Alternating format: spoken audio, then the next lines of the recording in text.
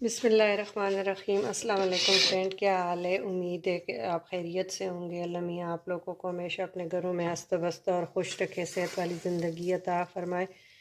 आज मैं orange tea cake आपके साथ रेसिपी शेयर करूंगी। मैंने जूसर के जग में 2 अंडे डाल लिए और हाफ़ कप में इसमें मैं 1 कप मैदे से बना रही हूँ, तो हाफ़ कप इसमें मैं डालूँगी शुगर।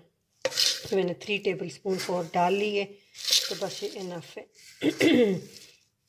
अब इसको मैं अच्छी तरह बीट कर लूँगी।